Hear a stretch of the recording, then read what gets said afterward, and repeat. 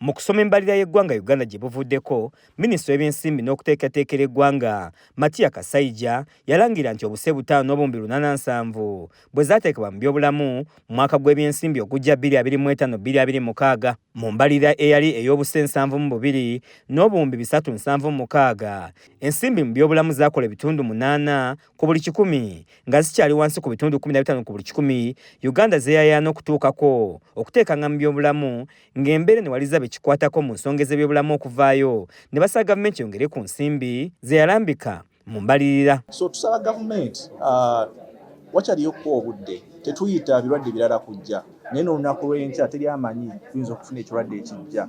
Tuyimiridde tutya nga ffenna ewamu gavumenti naffe aba CSO awamu n'abantu abakwatibwako mu bitundu ebyenjawulo naddala abasembera ddala ku communities kubanga basinga okuaffectingibwa okulaba nti ate tufunayo ensimbi endala ezigenda otunuulira ensonga eyo. Mu mbalirira y'ebyobulamu ensimbi akase kamu n'obuwumbi 800 za kusasula misaala olwo eddagala n'ebikozesebwa byaweereddwa ensimbi obuwumbi 800 wabula nga okugema n'okutangira endwadde okuli n'akawuka kaleeta mukenenya byasaliddwako obuwumbi 800. Abakugu bagamba nti obuyambi bwasalibwa okuva mu kitongole kya USAID mu ggwanga erya Amerika kyasanyalaza ebyobulamu wabula ate embalirira yasomebwa gye buvuddeko teyateekebwamu nsimbi za kuziba bituli byaleetebwawo Amerika ng'esaze ku buyambi. We are now seeing challenges in Global Fund, the deprioritization, and we don't know whether, not we don't know, I don't think those resources will ever come back again.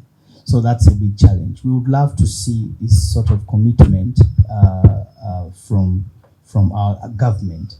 Henry Magalo okuva mu kitongole kya Uganda Cares abakwatizaako abantu abawangala n'akawuka kaleeta mukenenya alambuludde nti bamanyi kyakuzzaako singa gavumenti eteekawo nsimbi kutuusa bujjanjabi bumala eri abawangala n'akawuka kaleeta mukenenya.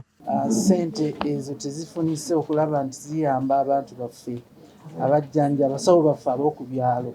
Kireeta obuzibu nti obujjanjabi bw'abantu obusookebwako bugenda kuziŋŋama, kitegeeza endwadde zigenda kweyongera okulabikisibwa mu byalo. Ensimbi endala obuwumbi 4 ezirina okulondoola ebirwadde ebibalukawo nazo tezaateekebwa mu mbalirira nga kw'otadde n'ensimbi endala nnyingi nnyo. Zino endwadde ezigwa obugwi,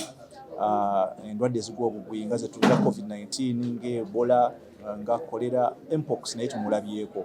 Endwadde zino zikosa nnyo abantu ate tugenze ne tutunuulira nti mu budget eno eyafulumiziddwa tewaliwo nsimbi ziri awo ziteekeddwa kulaba nti zigenda kukola ku bintu ebyo specifically. Frank Kiddu yakusakidde eggulire lino ku lwa KSTV agaleero.